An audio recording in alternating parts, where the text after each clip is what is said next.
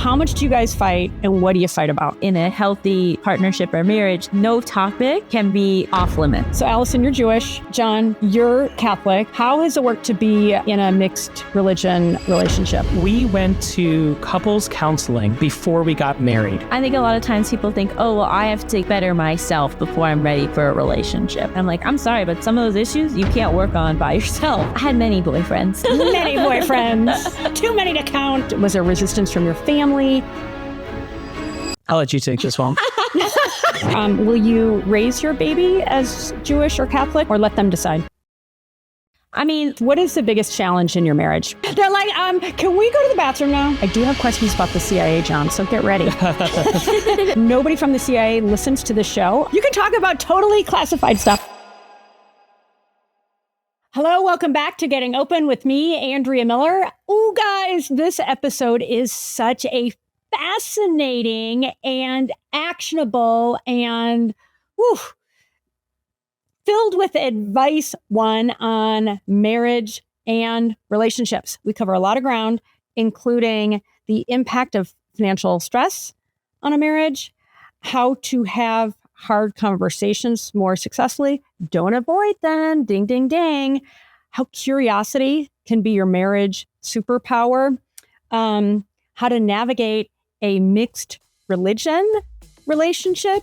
And as a bonus, we're going to get into some really fun nuggets from a former CIA spy. Yes, for real. You heard that right. Let's get into it.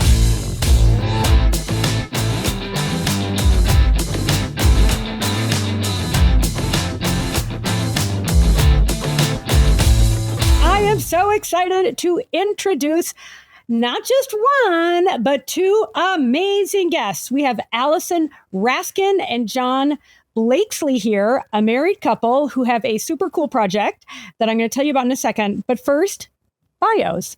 Allison Raskin is a New York Times best-selling author, relationship coach, and mental health advocate. She's written 2 nonfiction books, as well as a rom-com autofiction novel. And yes, I did ask ChatGPT what autofiction novel was. So if anybody wants to know, ask me, because now I know.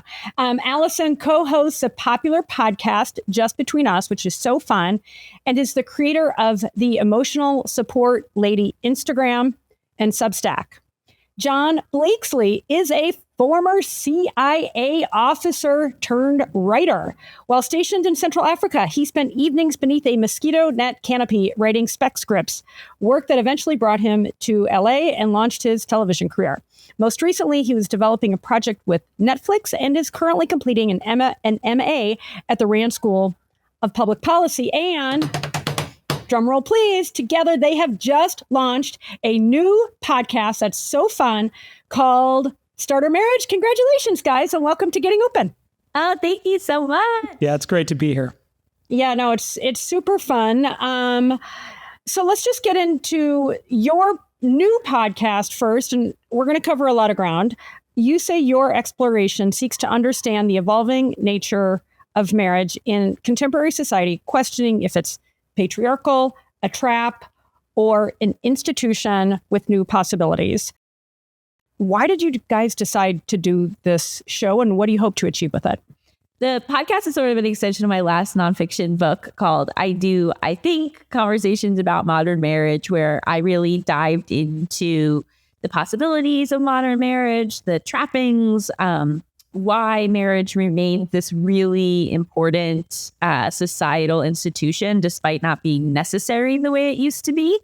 And I had so much fun with that book and exploring, all these elements of marriage. I was like, there's more here, like I interviewed so many people, but you can't put that much stuff into a book.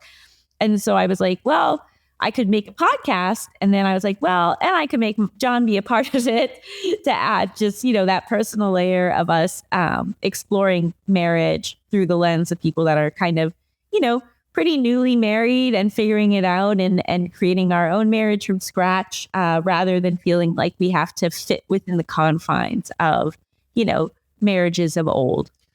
Yeah, and I think in addition, one thing that I found exciting about the project is that not only are we investigating all those questions that Allison has mentioned, But a lot of times it just becomes a really interesting forum to have like those difficult conversations with your spouse that most people avoid. And Allison and I are no different. But the podcast also kind of makes us put those things on the table and have those conversations. And so honestly, I think it's been interesting and good for our relationship, and it hopefully also entertaining. But yeah. We don't avoid much.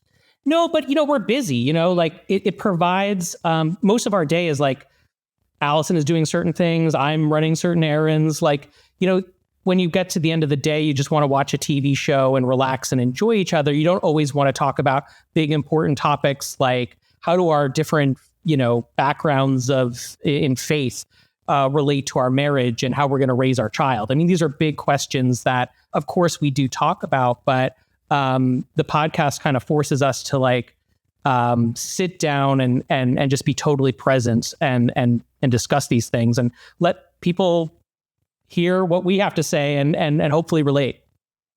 Well, I got to give you guys props because listening to you, I really took note of, oh my God, are they ever direct? And it made me think that is a superpower in marriage. And I feel like it's rare, quite honestly. And I've been married a long time and I'm going to keep it real, just like you guys do. It's like, oh shit, can I say that to my husband? I'm afraid. Right? And I know I'm not alone. It can be really scary. In fact, John, I learned that you are difficult. I mean, listen, I'm going to give that some context that, you were going through a little bit of a rough phase, and props to you for taking that feedback from Allison. But it is refreshing to hear how direct you guys are. And were you guys always that direct, or is that really only become the case in starting your show? You've always been direct. I mean, like, I think sometimes Allison is a little too direct. With you? No, with strangers sometimes. Oh my God, I'm going to need some examples. But keep going. Oh, yeah. But like, so Allison's always been pretty direct. I'm probably a little more circumspect. But yeah, I mean, at least on the show, we just try to be honest with each other to the best that we can. And at least for me, like when receiving feedback like that, I've been around so many people that when you critique them or you say, and look, I have been this person too, that when you get a piece of hard feedback from someone that you love, your instinctual reaction is to go to just react. To defensiveness and denial absolutely. And all that, like self-protection, right? And you're not seeing my side of it, and immediately your body is flooding with hormones and cortisol and so forth. Cortisol, exactly, and so what is coming out of your mouth next is not really maybe what you really want to say. And I think for me, when Allison told me that I had been going through a rough patch and was someone that you had to kind of walk on eggshells around, as having been on the other side of that conversation, not necessarily with Allison, but with other people before. And meaning that you had told other people something that was hard for them to hear. Absolutely. Like, hey, it's been difficult to be around you lately or something like that. John, karma. Okay, go ahead. Yeah, I know, right? It really came back for me. But I was always frustrated that, in the past, when I had been on the other end of those types of conversations, that the person wasn't just hearing me for a moment. And so, this is Allison. This is someone who I love. And my wife, my partner, and she's telling me this. It also came as a surprise to me. I didn't realize this about myself at that time. And so instead of just immediately saying that's wrong or don't you see what I'm going through, which I think are like it's valid context, but ultimately I want to just like hear what she had to say first. And then upon reflection, I was like, oh, I can see how how that is true. And yeah, I mean, it's, I'm glad we handled it the way we did. But yeah, Allison's super direct, so she doesn't hold any punches. Yeah, I just think it's great modeling. And just on that note for a moment, I think about what a gift it is to have the courage and to care enough to give direct feedback, because it's so much freaking easier not to. And, yes, we're talking specifically about your marriage, but John, you were just even saying about maybe how some friends or other family members, you cared enough and had the courage to give that, what can be challenging feedback. I say that's a gift. And so often, maybe in your case, it sounded like it was depression, or there was some maybe mental health thing that you were going through. And it can obviously vary from person to person. But when I think about sometimes if I'm going through something, I may not want to talk about it because it's like, oh, it's just hard. And I'd rather just, stuff it down. For somebody to say, hey, you seem off, or whatever, like to notice and to care. Maybe I am being a bitch.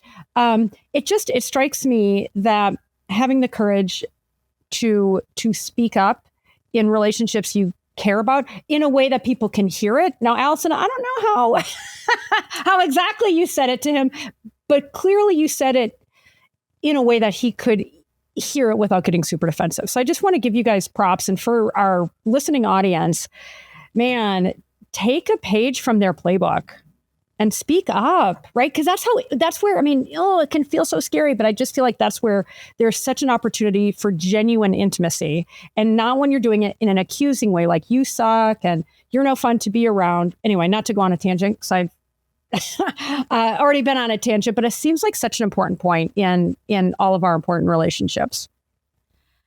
Yeah. And, in my work as a relationship coach, I see a lot of hesitation to sort of have these hard conversations. And something I work a lot with clients is about the way in which we deliver information. So, the content can be the same, but the delivery method, the tone, the phrasing, the time that you choose to do it, those all have a really big impact. And so I think it's not so much about feeling like, oh, I just can't say this thing. It's like, okay, I know a tricky thing to say. Let me be really mindful about the delivery of it, rather than just censoring yourself completely. And, to have a healthy partnership, you have to be able to bring things to each other. I always say, like, in a healthy partnership or marriage, no topic can be off limits. Now, there can be topics that need to be dealt with much more gently, and perhaps not as often, and with a lot of consideration and aftercare. But the idea that there's some stuff that you just can't talk about makes it really hard to navigate life together. Yeah. So what are some of the things that you recommend to since you're a relationship coach, what are some of the things you recommend when it comes to having those harder discussions? And do you apply them to yourself? No, I apply none of my coaching to myself. I'm a maniac in my own marriage. That was a test. No. You just passed a test, Allison. Thank you. I was like, what's going to happen? No, I'm just kidding. I'm glad she said it. Otherwise. No, I know you're like, I want to behave badly, but I can't because a little bit. Come on, every now and then, just do it. Every now and then, but yeah. No, I think thinking about when you bring something up, right? If someone's already agitated, if it's like you're already rushing out the door to somewhere, you want to do it during a time and space where you have the time and energy to address it fully. And also coming at it from a place of concern rather than critique. So I know this is impacting you. I don't like seeing how hard this is for you, or this is impacting me. And so, because I know that like, this isn't the kind of dynamic that we want to have, like blank, blank, blank. And always coming from like, oh, I'm bothering to bring this to you because I love you, because I care about you, rather than, some sort of like ultimatum. Yeah, no, it's good advice. And just having that real sensitivity, I think can lead to breakthroughs in relationships. And I always feel like if I'm holding something, if I'm not saying something, it's almost like there's a third party in the relationship, right? And not even that it's a secret, but just there is a resistance. I feel like it shifts my energy versus the opposite, which is, okay, I'm putting it out there. And to your point, Allison, as best I can, and I screwed up by the way, plenty. But I feel like having that intention, and I tell my kids this, my boys are 12 and 15. When they get upset, I'll say to them, tell me in a way that I can hear it. Right. And I have really tried to take that advice too. It's like, ooh, I need to say something that's going to be hard for somebody. How can I say it in a way that they can hear it? Right. They're not going to like it, but it's like, ooh, I don't want there to be a ton of resistance or avoidance. But let's go back to the show. So in your most recent episode, you guys talk about what mental health looks like in a marriage. Why did you choose that as your second episode? I think for me, mental health has always played such a big part in my life. I got OCD when I was 4 years old. And so I don't really have any reference point for being mentally well. It's something that's like really shaped my worldview and perspective. And so I think navigating that was always a part of us learning how to be together. And then I also think it is one of those really touchy subjects in a lot of marriages. It's like, how much is your responsibility? How much is my responsibility? What am I allowed to ask of you? Now that like we talk more openly about this stuff, which I think is absolutely wonderful, sometimes it can kind of become, well, that's what, I have to be like respectful of blank. But also, it's okay to say like, hey, this isn't like really working for me, or hey, this is impacting me. And like, in my book, Overthinking About You, I really kind of set up this dynamic where like you are the primary caretaker of your own mental health, and your partner is the secondary helper. And I think a lot of times we can kind of fall into these dynamics where it feels like it's the partner's responsibility to care for our mental health. And that, during periods of crisis, sometimes that's true, but it's not the best dynamic to live in long term. It feels like that can really create some codependence. Sorry, go ahead, John. No. I also think that mental health is like a good analogy for most relationships. Like in our relationship, you're dealing with a person who has OCD and a person who has struggled with depression. It's a more exaggerated, like most couples aren't dealing with that necessarily. But I think that everyone has anxiety at certain times. Everyone goes through ups and downs. Everyone is getting swept away with like their various habits of mind. And I think framing it through mental health and asking, like having curiosity around your own mind and your own behaviors and how those interact with your partners, yes, is a mental health question with us in certain times in our relationship. But it's also just true of every relationship and how you're supposed to, or how ideally we should be interacting with your partner, I think. Yeah, I mean, again, just props to you guys and what you were for being so open with each other and bringing that to a larger audience. Allison, have you felt less lonely being able to talk about your mental health issues more openly with John?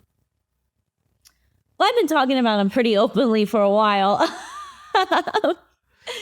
For whatever reason, it was never difficult for me to talk about it.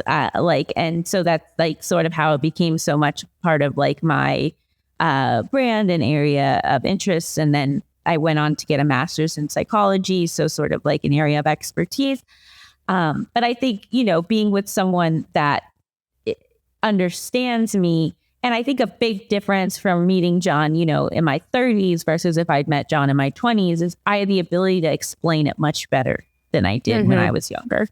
How long have you guys, I know you've been married for a couple of years. How long were you dating before you got married?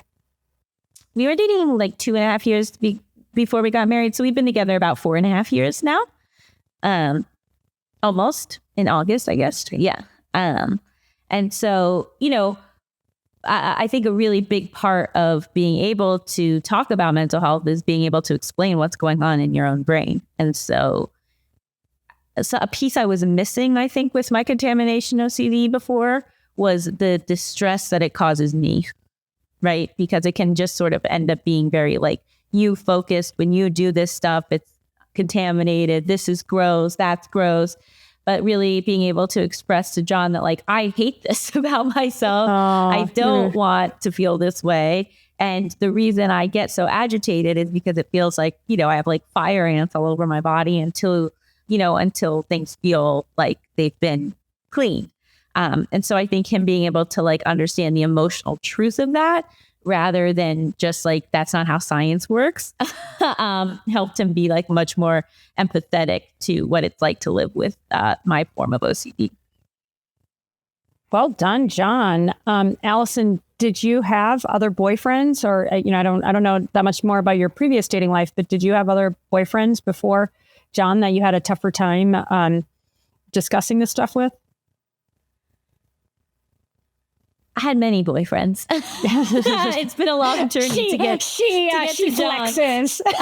Many boyfriends, too many to count. I mean, I had an ex-fiance, I had all sorts of things, but I can't like recall it specifically, but I do feel like, I had better vocabulary by the time I met with John. And I think I also understood a lot better how my, anxiety was impacting how I showed up in relationships, and sort of an anxious attachment that I kind of had worked through in my past relationships. So by the time I met John, my anxiety wasn't playing as large a role in our relationship as it had in other ones.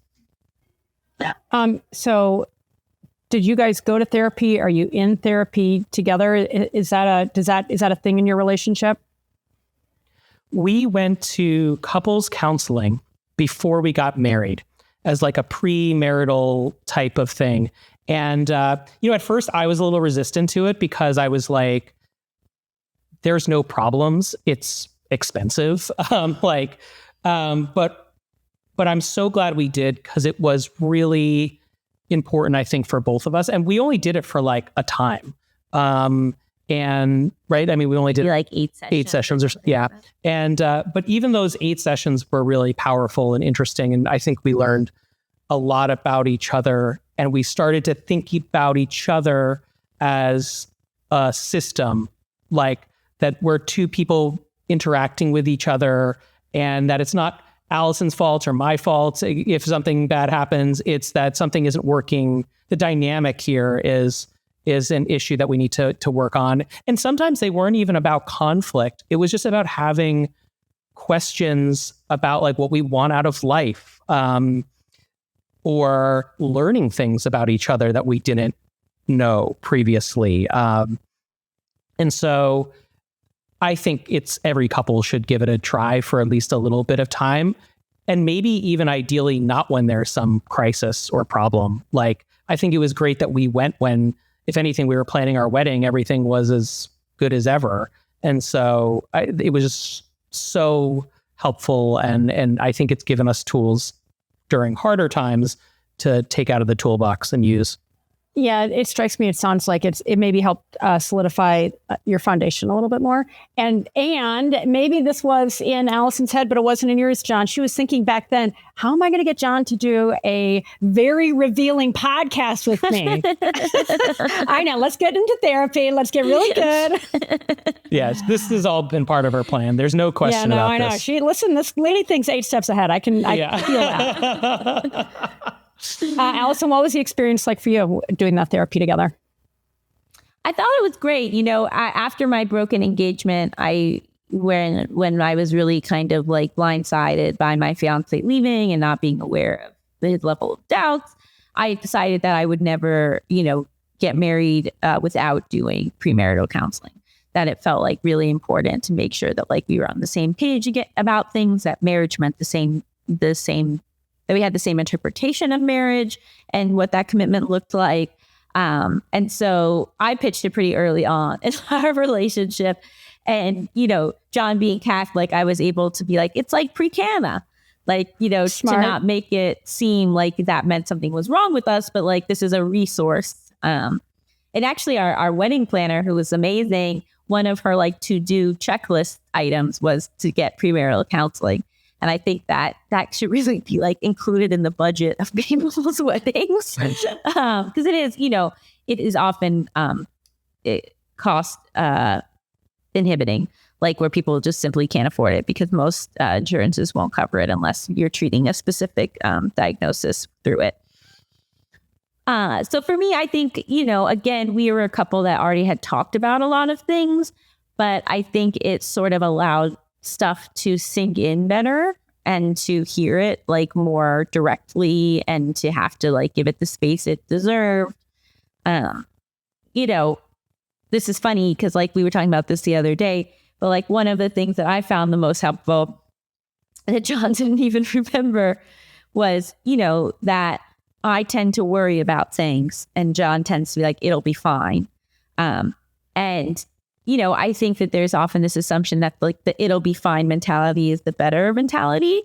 But our therapist was like, sometimes it can really make your partner feel lonely to not like meet them in the middle and to not be like, oh, okay, I see your concerns here. Okay, if that were to happen, here's what we would do, rather than just like blowing it off as like, don't even worry about that. And so that was like a really helpful insight for me and kind of named the feeling that I had sometimes in our experience. And I think, also I picked up a lot of tidbits that I now pass on to my clients. From like give me 2 or 3 of the best ones. I need them. Well, that was a great one. I think also just that like he was very body focused. So this idea that like you want to regulate each other's nervous systems, that you want to be a source of calm for the other person. So if they come in the home and they're agitated, that you don't then get agitated, but instead you are able to help regulate and calm them down, is something I don't think we think about that much. Like the couple That's has a bodies. Superpower. Mm-hmm. That is a superpower. All right, sorry to interrupt. Keep going. What were some of your favorite takeaways? I try to be in tune with how Allison reacts to things. And like, so one thing that it's called like a psychobiological approach to couples therapy, where it's like, like Allison said, like you're not just in a relationship with another person, you're in a relationship with another nervous system.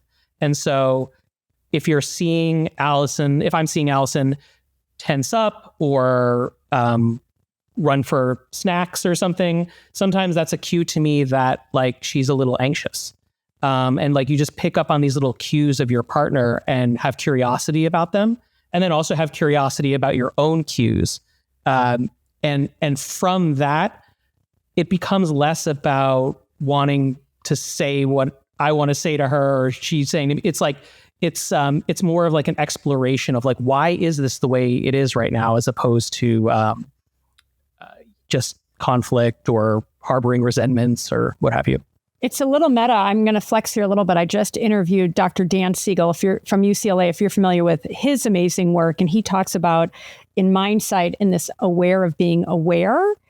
And it just, what you're saying, it reminds me of that. And that is something when you cultivate that, that, if you will, metacognition, wow, talk about a superpower, big time, right? And John, you also, for those who aren't watching, I just put my arms up in victory sign when John was talking about curiosity.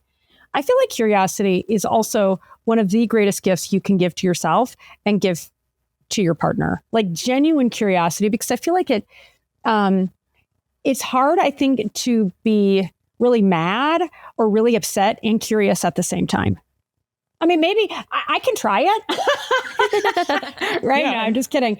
But I, sorry, go ahead. And asking the question, like, why am I so mad about this? Like, instead of just being swept away by the anger, which is so easy to do, and I do all the time, don't get me wrong, I'm no Zen master over here, but just being like, wow, I'm really angry. Like, why am I angry about this? And sometimes the answer to that question is like, I'm scared. Or I'm protecting myself. And one thing that I try desperately to do is to assume good intentions on the part of my mind. Like, okay, my brain is saying these things. What is it trying to protect me from? What is it trying to accomplish by being angry, by being self-critical? What is it scared of? And asking those questions, you're right, takes you out of the anger a little bit, or at least it gives you enough distance to look at it critically. And then you can, if the problem is, well, because I don't feel appreciated by my partner, or I'm feeling invalidated by my partner, then I can come back to Allison and say, Allison, like, this is unacceptable, or Allison, like I want to be treated differently. But a lot of times it's like, wow, I'm really glad I didn't say something nasty there, because ultimately this is actually like about me, or it's about work, or it's about, and now I can have a more productive conversation.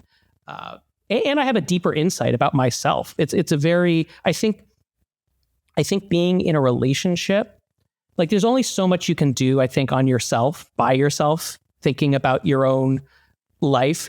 Being in a relationship really teaches you about yourself in a way that just like me sitting in an armchair and thinking deeply and journaling can't ultimately do. Like, I have to live in a dynamic relationship with Allison in order to like ultimately understand myself.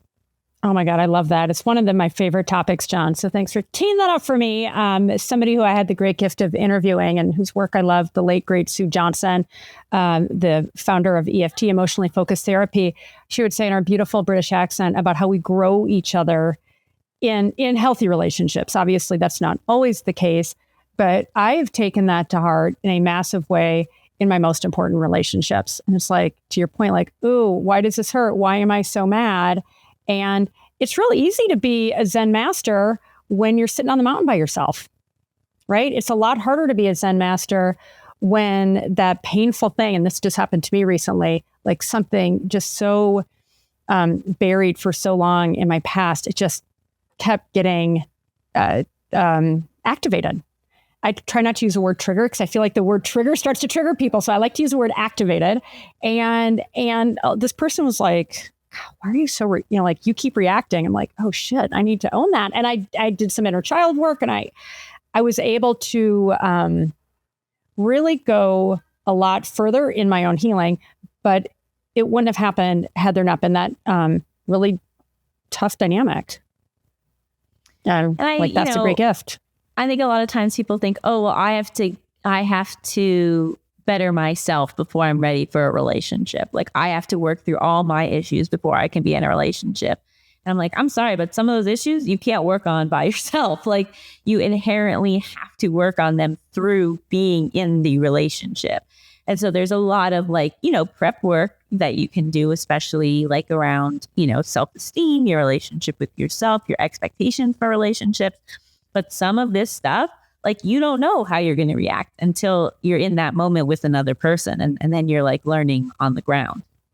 Yeah, I totally. It just, again, it strikes me that sometimes we get activated, things that we're not even maybe as consciously aware of, that get activated through certain experiences with somebody else. And I think that to have that perspective that you're describing, Allison, to say, hey, like, I often describe this as our uninvited Buddhas, the people that come into our lives that we want to reject, where we resent, right? But they're our teachers. And that framing it like that has been really helpful to me, to rather than feel like, oh, that person's just an asshole. It's like, they're pushing a really big button right now. What does it say about me? That, I feel like that reframing for me has been really helpful. Okay, but let's shift gears a little bit. So Allison, you're Jewish. John, you're Catholic. How has it worked to be in a mixed religion relationship? And was there resistance from your family? Was there resistance from either of you? Talk about that. So just for your listeners, I would classify myself as a lapsed Catholic, bordering on atheist Delinquent? at this point. Yeah. And so, yeah, I'm kind of a delinquent Catholic, but I went to a Catholic college. I grew up Catholic. I was confirmed Catholic. So there are certain cultural things that come along with that. You're guilty. You're really fucking guilty. Yeah, exactly. Right. But so, like a question that I've asked to Allison, because sometimes Allison will say like, oh, we're from such different backgrounds. But, Allison grew up in a Reform Jewish context. is probably more open to spiritual things than I am. But, part of me, because we're both relatively secular, we have very similar politics, like part of me has been like, are we really that different? Are we really even in an interfaith marriage? Is like a question I have. And an episode that we're going to come out with soon, I think, tried to dive into this. And the answer is like, yes, because even though we're relatively secular and agree about a bunch of these big things, we have like fundamental differences about like what is the ultimate truth of the universe, and our religious contexts don't just come with truth claims about the world. They also come with like deep cultural baggage and tradition. And so navigating that is the challenge for us, I'd say. Yeah, it's like so funny to me that you would even be like, are we an interfaith couple? Because I'm like, absolutely we are. And I think I feel it's strongly, having had my last relationship be with another Jewish person, that like there is just a difference in like shorthand, in like what like the cultural references in holidays, and like how, but again, I guess the interesting thing about Judaism is it feels often much more like we're just in a intercultural relationship rather than like an interfaith relationship, given that we are both much more secular.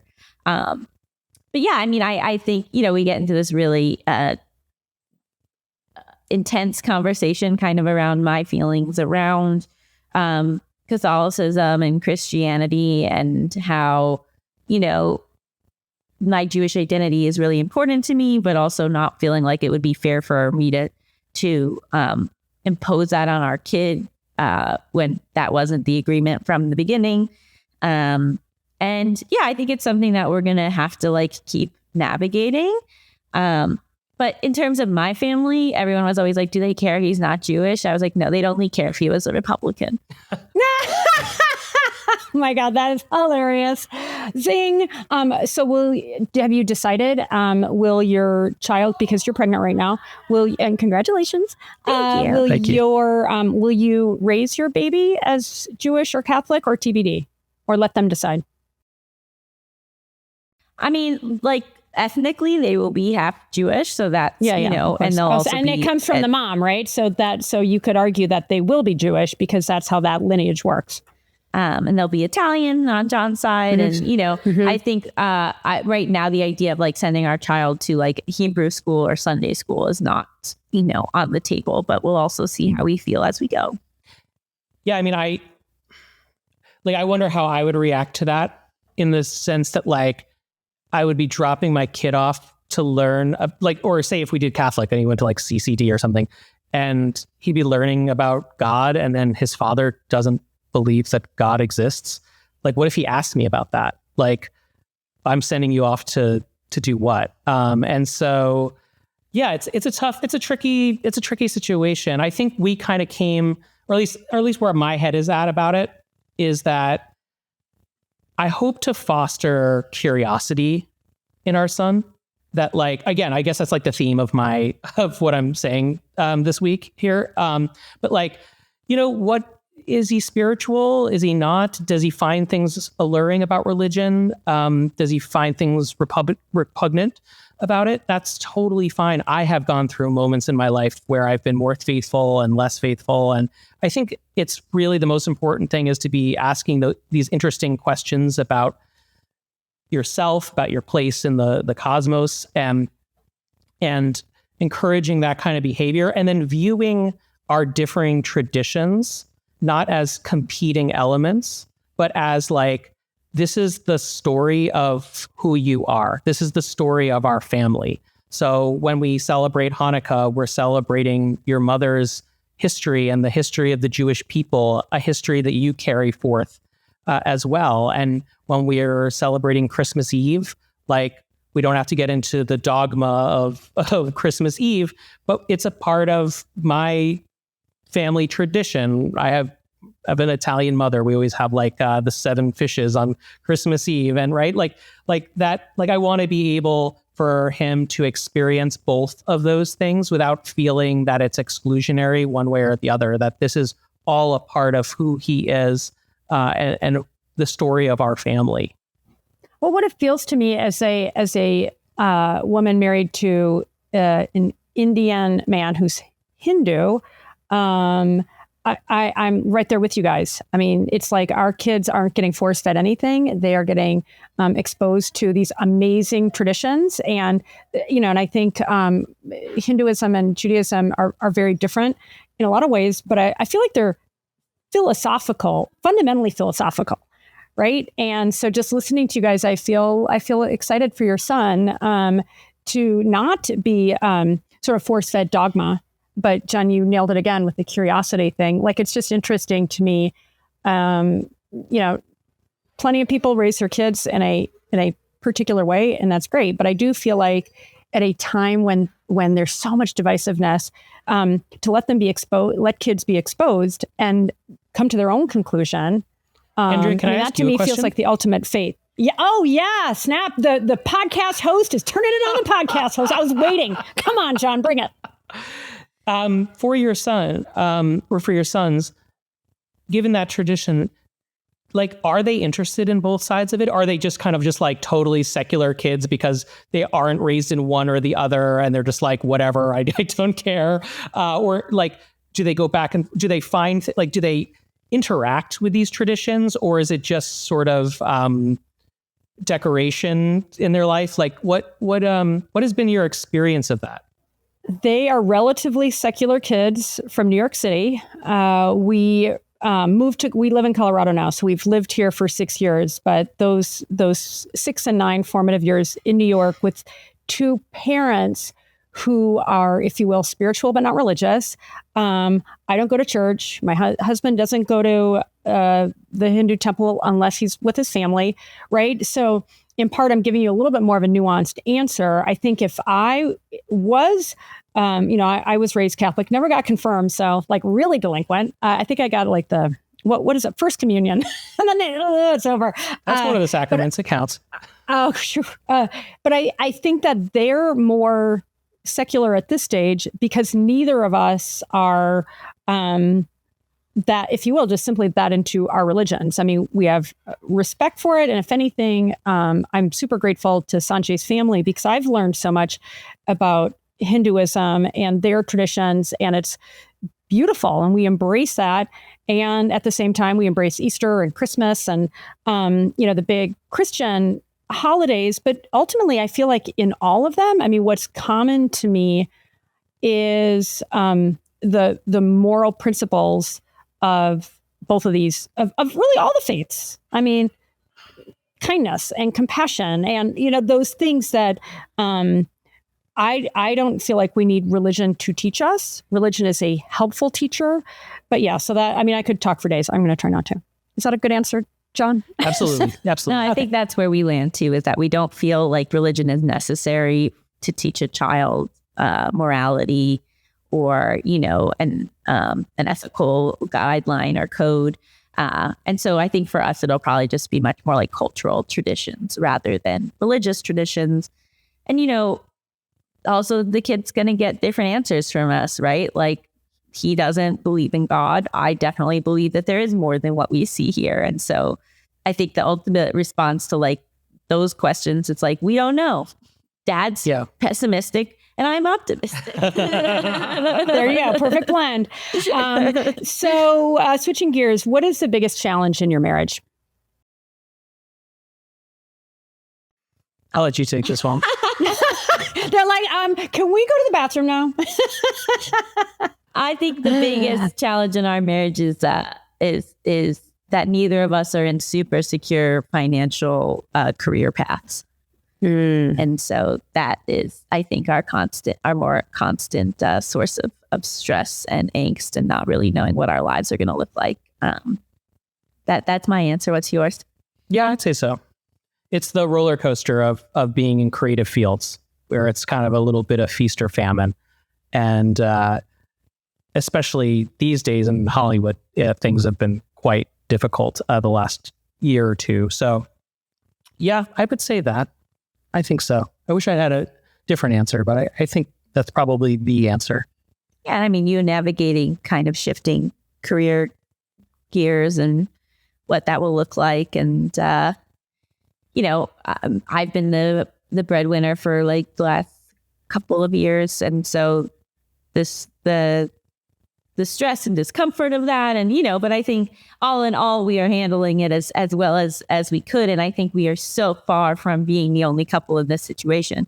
Like there's just so much economic instability. Like so many people we know are losing their jobs, having to shift careers. Like, and so I think like kind of letting go of like the traditional, like each partner should be contributing equally, or this partner should be contributing more, and just being like, hey, we're a team, we're doing what we can to make it work.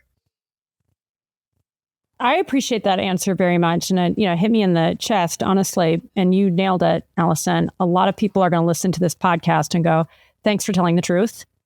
Literally, I feel like my whole body tingle because that economic and financial stress, it's emotional stress. And of course, it impacts couples and families, and especially when you're expecting.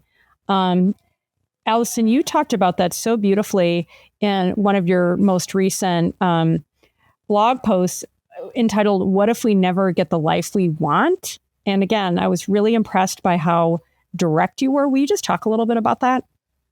And direct you were with John. Yeah, he doesn't like when I talk about this. I'd like to update the most difficult part of our marriage. It's having to talk about it constantly in public. Yeah. Go ahead. To be fair, this is your second time. And we're not going to talk about it long, so go fast. When we met, John had being a screenwriter was his number one priority in life. It was more important to him than having a family, than getting married. It was like that above all else. But in the time that we've been together, like the industry is just completely collapsing. Yeah, and contracting. It's bad in LA. It's bad. My brother's an actor, and it's just bad in LA. Yeah, it like simply doesn't. It is like not a feasible career path for 90% of the people that are pursuing it. You have to have been pretty far along in your career, I think, before the writer's strike happened to be able to have any sort of, even then to have any sort of like stability or faith that you will ever get another job. And so, we sort of hit an impasse where I was like, look, like, if being a writer is still your number one priority, that's okay. Like that, I'm not going to take that away from you, but it doesn't work if we're married, right? Like it doesn't, so much of being married is also being business partners and financial partners and, building life together. And so if that was going to be above everything else, that just like simply wouldn't work in a marriage. And so for me specifically, if I was making more money, then it wouldn't matter, right? If like I could just like simply cover us, no problem, then great. Like, but I'm not, unfortunately, in the position to be able to do that, at least living in Los Angeles. Perhaps if we lived somewhere else. And so it was sort of like a decision of, are you willing to look for a new career? Or do you not want, to pursue our life together? And he didn't give me an answer necessarily in that moment, but, through his actions, and he's back in school and he's like crushing it and like is exploring this whole other part of his brain and his skill set. And I feel like it's finally in an environment where people like appreciate him and can see all that he has to give and his like intelligence. And, screenwriting, it's not like, and the smartest person wins and the best writer wins. It is just like such luck and like privilege and like who and being in the right place at the right time. And so been really lovely for me to see him now in an environment where it's like, oh no, it actually is like, who's the smartest one in the room? Oh, it's John. People recognize that. That's a brave conversation. And John, I mean, seriously, props to you for being willing to have this. And I mean, again, I've got chills. How many people are going to benefit from, listening to it here on my show and seeing your post and as you guys talk about it? It's brave to talk about these things. I mean, I'm grateful to you for opening yourself up like this. I think if there was more of this, our world would be in a different place. But any other commentary? Because I promised we would go quick on this topic. Yeah, I mean, part of the reason why it's so difficult to discuss this is I am a perfectionist and I have a real problem with any kind of failure. And I view this as a great failure in my life. And so it's very, how do you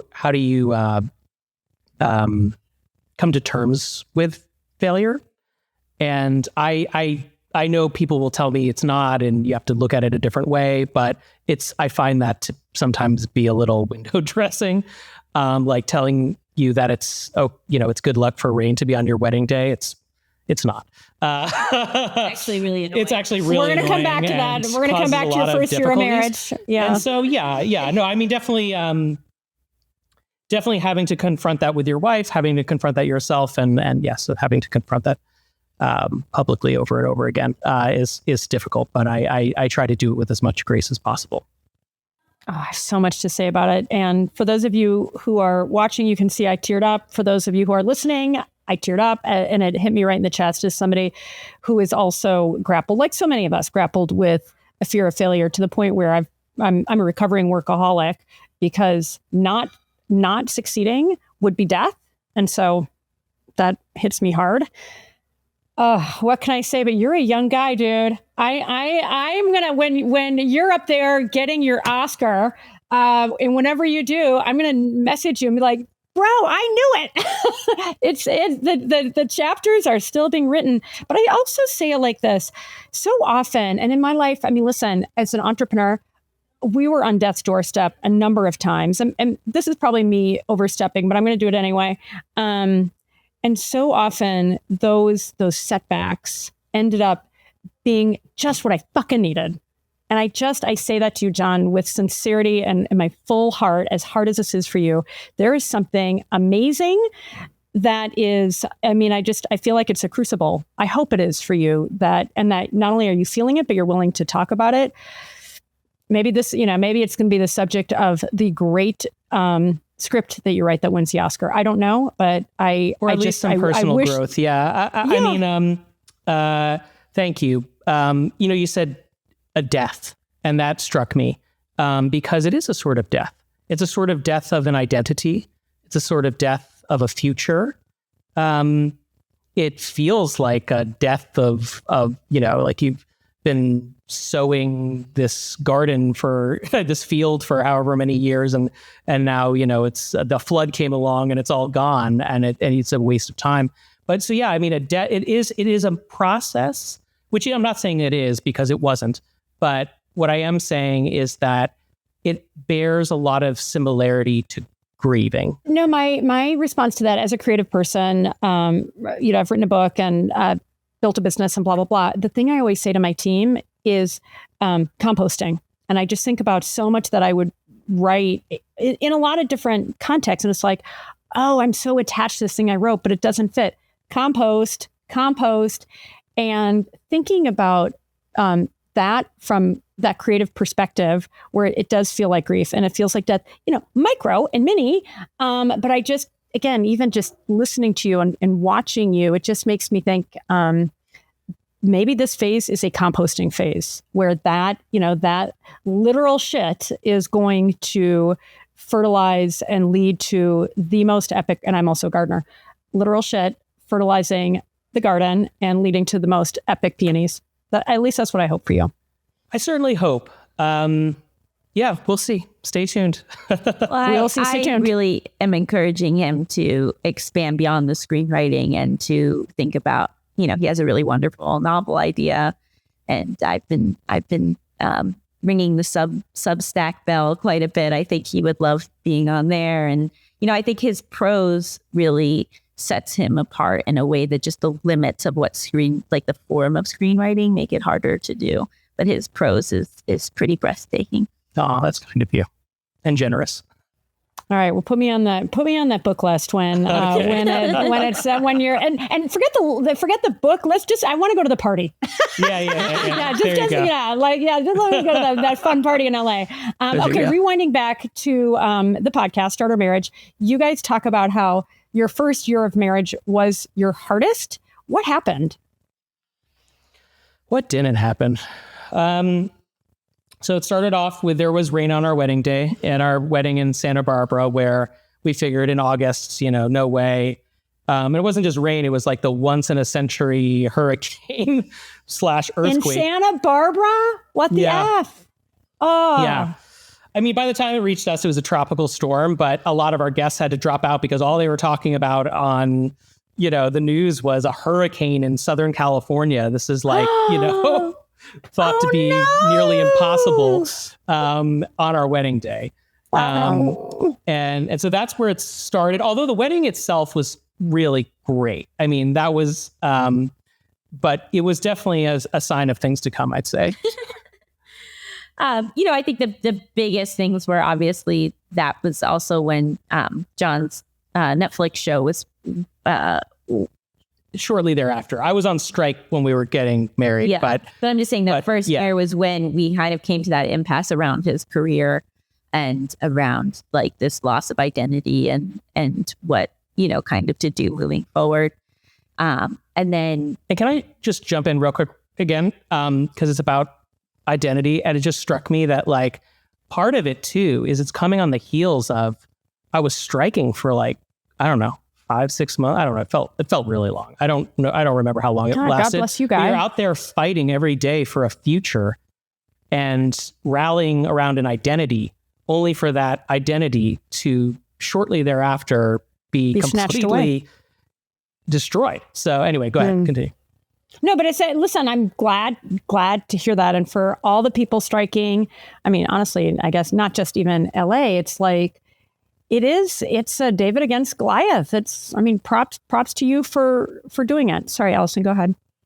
Oh, no. And then in August, so coming up on our 1-year anniversary of marriage. So technically, the first 13 months, my mother fell ill with an incredibly rare, fatal prion disease. And from the time of going into the hospital, she died 6 weeks later. Oh, I didn't realize. I knew she passed away and then it was fast. I didn't realize it was 6 weeks. Oh, I'm so sorry. And you guys were super close, right? Yeah, she was like my best friend. She was like my, you couldn't really get much closer to a mother than what we had. And so that's, talk about like a shift in identity too, like existing in the world without her. And so, yes, that was really brutal. And we went to New York and I stayed there for 9 weeks total. And you were there for maybe 5. And I was her primary caregiver. And then in addition to aides and nurses that were brought in as she declined, and then stayed for 3 weeks to help my dad. So it was just like as awful kind of as things could be. No, it doesn't get any worse. It really, it hardly gets any worse. It hardly gets any worse. Outside of war zones. So, yeah. It was a war zone of sorts. I mean, our 1-year wedding anniversary was spent with your mom, trying to help her die, basically. Wow. That hits hard, guys. Okay. Last question about your relationship. And I do have questions about the CIA, John, so get ready. and by the way, I just want to say, nobody from the CIA listens to the show. None of them, yeah. So you can talk about anything. I might. You can talk about totally classified stuff. No, but just last quick question. And this is a public service for all of my listeners. How much do you guys fight and what do you fight about? Honestly, in our 4 and plus years together, I feel like we've had like one big fight. And the rest have been conversations. God, you guys are annoying. Can we rewind? Give me a better answer. No, I'm just kidding. Big fight.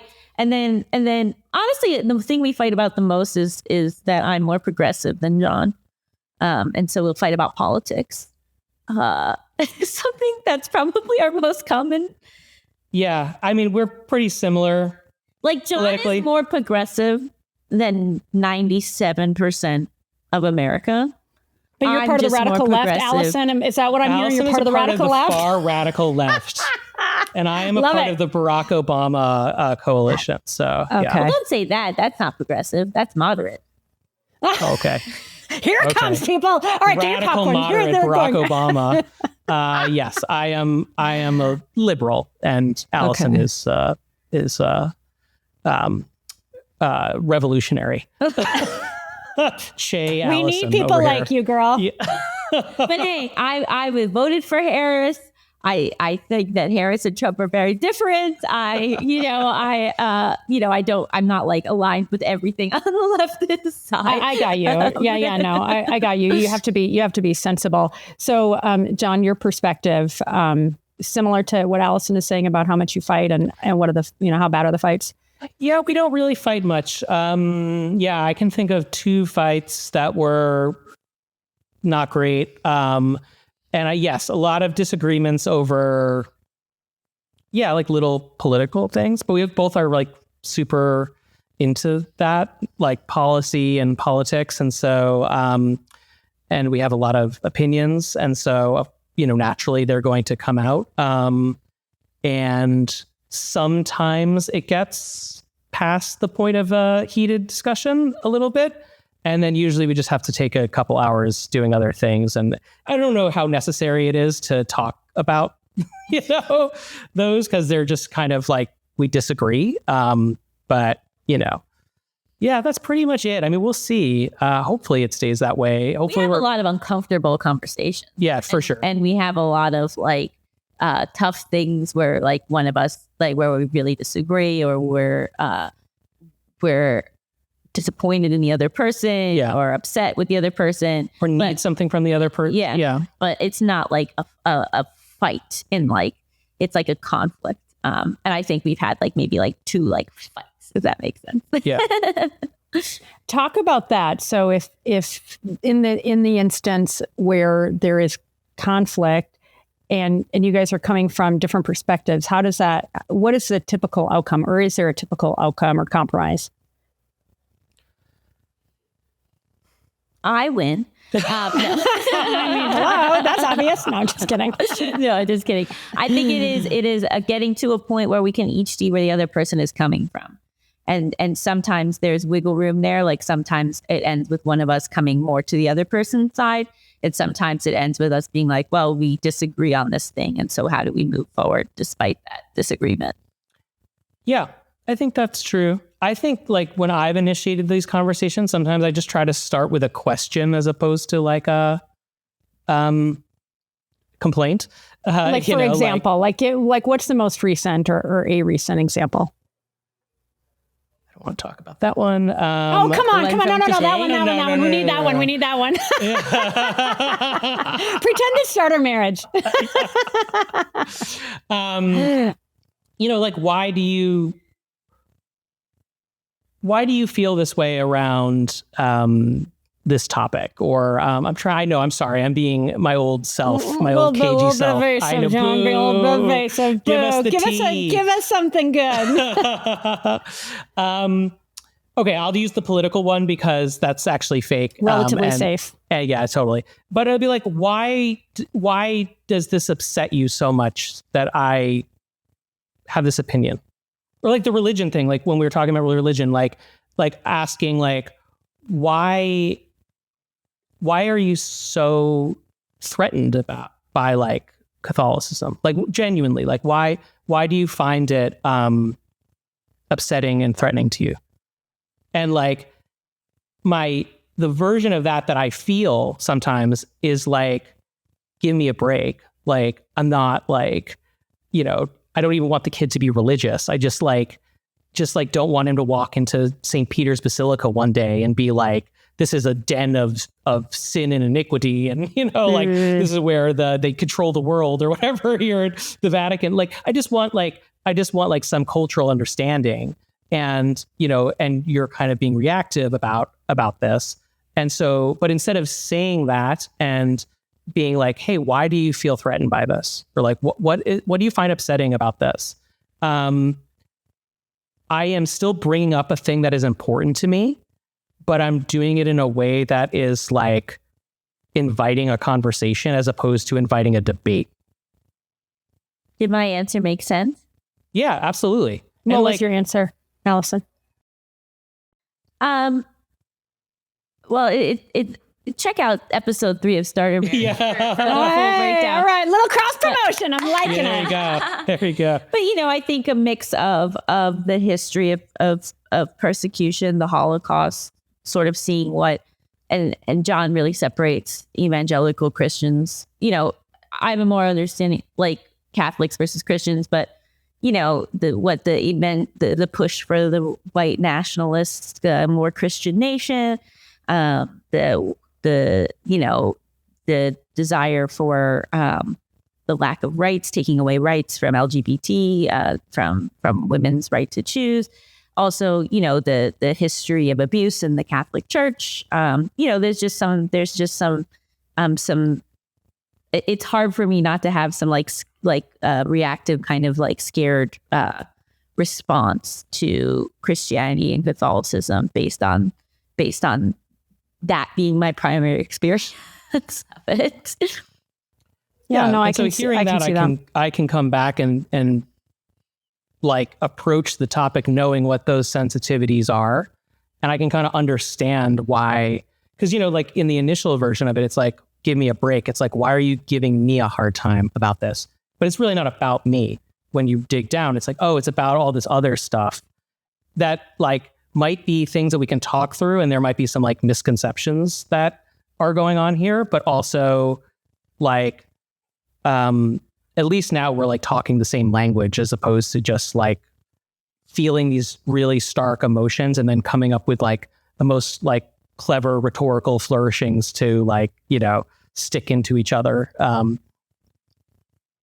Yeah, no, I love that, John. I feel like you, in that example, you did such a beautiful job of making the space safe for Allison to be honest. And what I'm thinking as somebody who, has roots in Catholicism is, Allison, what you're objecting to are the politics of Catholicism versus when I think of Christ's message. I mean, if we go way, way, way back, it's like, well, there's nothing to object to there.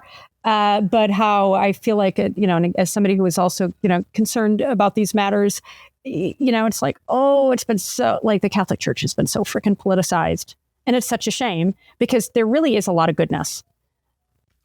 Yeah, it's becoming increasingly politicized too, with the vice president and whatnot. But I mean, okay, we could go down that rabbit hole a lot further. But thanks for the example, and it's just really, again, for listeners and viewers, what John and Allison are doing when it comes to those tender times, just take it to heart. I feel like we talked about it at the beginning of the conversation as well. Okay, I promised a few questions about the CIA. Oh no. I can't promise I can answer a lot of it, but yeah, go ahead. Were you guys still dating when you were, or were you still in the CIA when you were dating? Okay, no. No. I left years ago, and I came out to Hollywood, and it was a clean break. Even though people don't believe me when I tell them that. No, I you're still in the CIA. I know that. Exactly. I'm looking in your eye right now, and I can see it says CIA right in your iris. Yeah, it does. That's they put that on your retina when you walk in the door. That's right. That's the telltale. You talk about how you had to lie to your family and friends for many years. So did anybody have any idea you were in the CIA, or who knew you were in the CIA? Did my family knew. The CIA? Oh, okay. My family knew. And that's it. My family. So I didn't tell like people I was like casually dating. I just kind of kept it to myself. I think that, honestly, a lot of people in the agency date each other for this reason. And because you can be a little more honest about at least some of that stuff. But yeah, I'd have to keep that to myself. What did you do there? I worked in the Directorate of Operations. Woo. That's very fascinating. Okay, so what do you think about like James Bond and Mission Impossible and those kinds of movies? Well, I know franchises? that my wife is obsessed with Mission Impossible. She constantly wants to watch Mission Impossible. Allison has the movie taste of like your uncle. But I love those movies as a viewer. They are completely ridiculous and, unrealistic. But, if people are interested in things that are more realistic, the work of like John Le Carre and the various adaptations of his work, it's still a heightened reality. Soldier Spy. Tinker Tailor Soldier Spy is like probably my favorite. The big one. Spy film. But yeah, so those are a lot more what it is like, even if those are, the absolute most interesting day on the job is a John Le Carre novel. But, honestly, it's a lot more like watching The Office most days, frankly. Okay, yeah. But not to burst any bubbles, but. Oh God, my bubble is burst. Do you ever like as a screenwriter, evolving from a screenwriter to something even more glorious, do you ever notice in these kinds of movies, like, oh, they did the research and they actually got it right? Do you ever feel like there is some like really good facsimile of your former world? Yeah, I'm like, oh, they did do a little research there. I wonder how they found out about that little fact. So yes, there's a mole. Yeah, exactly. There is a mole there. Often I find funny that you ask that they use language that is like jargon inside the building, but they use it incorrectly. That must be entertaining. That is a little fun. Really? Like, well, no, I'll stop there. But yeah, like things like doing little behaviors that are not totally consistent if you really think about it, how an actual spy would think about it. There's also a tremendous show, French show, called Le Bureau de l'Agent, which is has been adapted for an American audience, The Agency. But I really can't, like, if you want to know kind of what it's like, that is probably the single most faithful adaptation of a spy thing. The Agency. And how do you say in French again? It's Le Bureau de l'Agent. It means if you just Google like the Bureau, it's in French. It means the Bureau of Legends, which means like a more like close English translation would be like the Department of Aliases or something like that. You know what I mean? And so, but it's just like a tremendous television show. I want to check it out. I'll watch it with my kids. Yeah. I mean, what a fascinating background. So when you say, I promise this is the last question, on the CIA anyway, when you say CIA officer, were you a spy? Yeah. I mean, the term spy is, it depends on how you do. It depends on how you define that term. So Allison, that's say, super sexy. I just want to say that about John right now. Go ahead. The history of the CIA is not one I can really get behind. Well, don't wreck the moment. Come on, let's go. Yes, wrecking the vibe. Okay, good. So finish that thought, please. Yeah, it just depends on how you define that term. So some people might say, no, a spy is only someone who spies on their own country. Maybe I probably would define spy like very broadly to like anyone who works in an intelligence field. If you say like he's the spy chief in Washington, like I think that means something, right? So yeah, I would say that. And then you can get to more specific classifications as as we go down that hole. But yeah, I was a spy. Yeah. That's really cool. That's pretty cool, right? Yeah. No, super cool. Oh my gosh, you guys, I could talk to you for days. I have more questions, but I know this dog needs its medicine.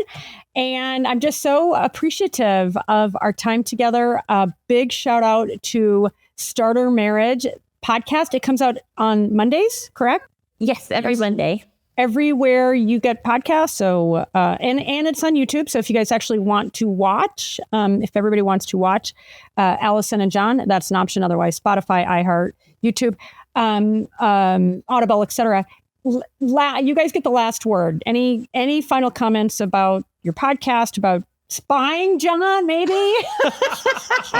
Anything else? I'll do the wise thing and pass the last word to my wife. Oh my God. What a gentleman. You know, I think it's really just that marriage is a choice now. And so if it's not the right choice for you, that's okay. But there can be an element of it where it can be the right choice of you for a period of time. So that's a big shift that I've had, is like, it doesn't need to last forever to have been worthwhile. Although, as John says, ours will last. Absolutely. I'm feeling that from you guys 100%. You guys are so inspiring. You really are. Thanks, Allison and John, for being on Getting Open, and good luck with your new podcast. I'm super excited to continue to watch and listen. All right. Thank you. Thank you so much. Whew, I love that episode. I hope you did too. I hope you got a ton of practical takeaways from Allison and John, including, oh my gosh, being brave in your relationship, being brave in your life. I'm really blown away by how they're willing to talk about these hard, private things aloud, publicly. To me, I feel like, gosh, it can be really tough, but what a wonderful way to just keep it real and free yourself. I also love just how direct they are with each other and talking about the hard topics with curiosity, with so much care and sensitivity. And, you can see from their vibe and the fact that they've only had a couple fights, and being together in 5 years, it says a lot. So that's the show for the day. If you don't follow Getting Open, please do. Please like and follow and rate the show wherever you consume it. That would help me and my team a ton. As always, I love to hear from you. Love to read your comments. Love it when you guys email me. You are welcome to email me at gettingopen@yourtango.com. Thanks for tuning in, and we'll see you next time.